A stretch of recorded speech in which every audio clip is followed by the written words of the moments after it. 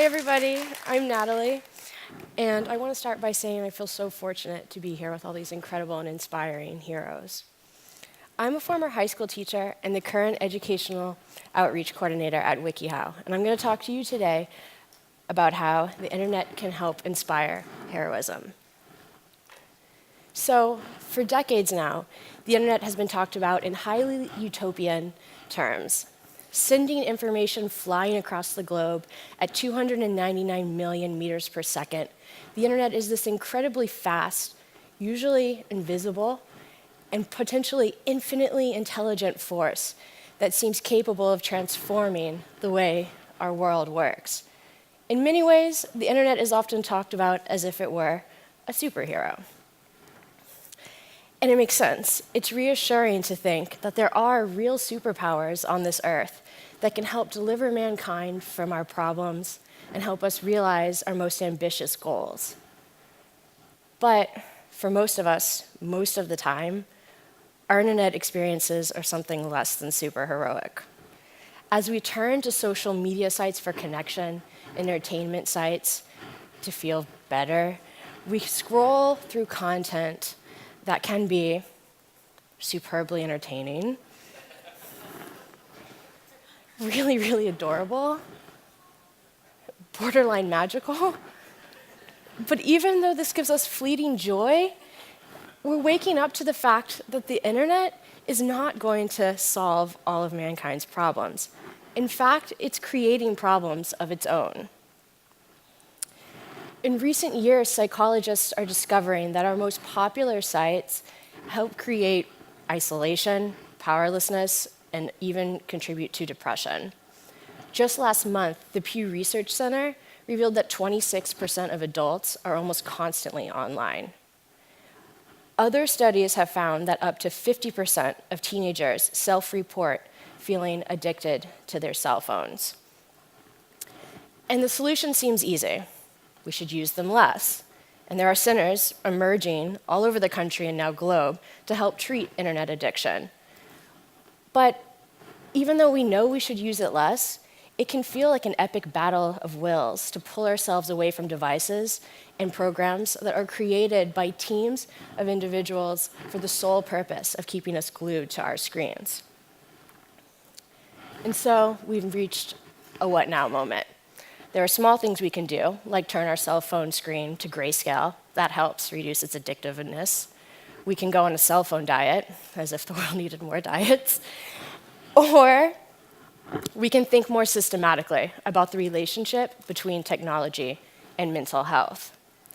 And if there were ever a time to bring our conversations about heroism to bear on these important topics, that time is right now.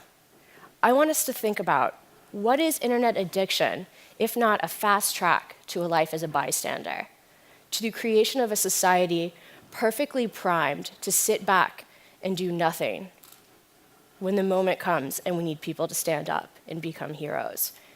And for an industry and aspect of our life that is rife with superheroic metaphors and techno-utopianism, how can these conversations and research about heroism help bring our expectations down to earth and think about the kind of internet we want to create? I don't have all the answers, but I wanted to give us one way to start thinking about the internet in heroic terms that are not super heroic in ambition. I like to think about the internet as a sidekick for heroism on the part of real everyday heroes. So what does this look like in everyday life if we strip away the cape and talk about superheroes and metaphors? It looks like real organizations working like DoSomething.org to help people think beyond themselves and volunteer abroad. It's organizations like Kiva.org that provide crowdsourced microloans to entrepreneurs and activists all across the globe. It's happening at large corporations like Google, where groups like Google Earth Outreach work with indigenous tribes in the Amazon to fight back against deforestation and climate change. And it inspires the work that we do at WikiHow, a how-to company that creates instructional guides to help people all across the world. Now, these are just a few of the organizations out there doing amazing work, but I'm going to focus for the rest of my talk about what we do at WikiHow, because I think we're uniquely suited to help support heroes. The first way in which we promote heroism is by being truly and authentically mission-driven. Our mission to empower every person on the planet to learn how to do everything inspires our group of volunteers who create and edit content on the site.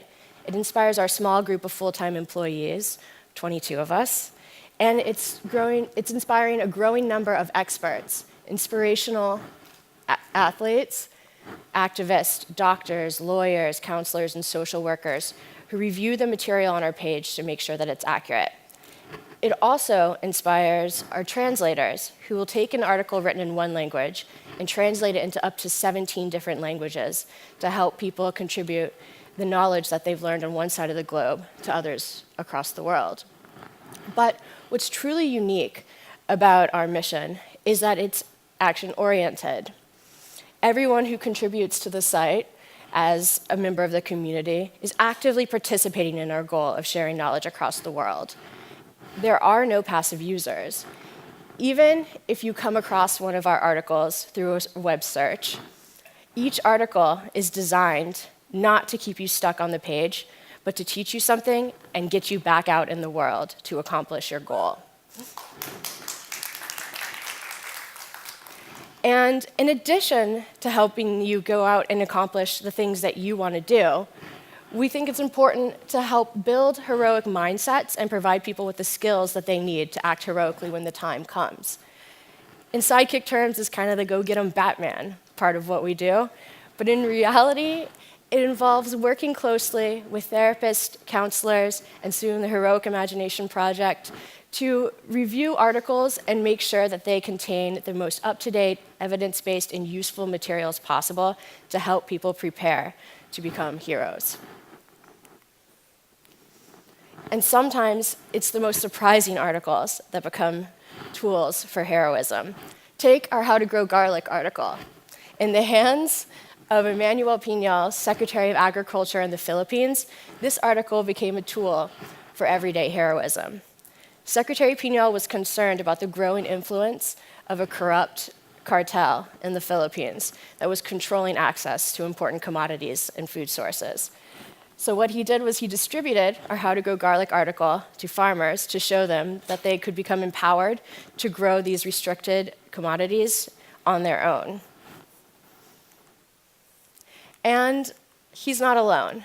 On our website, we receive scores of stories from people who have used, often anonymous everyday heroes, who have used our material to act heroically.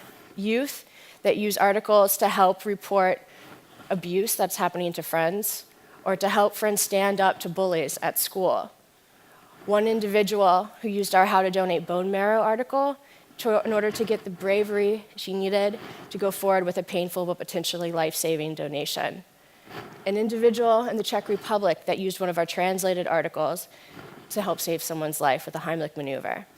And an individual in Indonesia who suffered a debilitating injury, but then found inspiration from our site to help raise money to donate prosthetic limbs to people who had suffered amputations.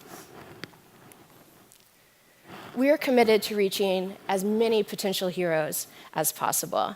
And one of the best ways to do this, we're finding, is to partner with organizations and experts who have knowledge in their area, but want a little help amplifying their message across the world. So if you or an organization with which you're affiliated has any interest in potentially working with us, I would really love to hear from you. And even if we don't collaborate on wikihow.com, I hope you will join us in rethinking how the internet can be a sidekick for promoting everyday heroism in the world. Thank you.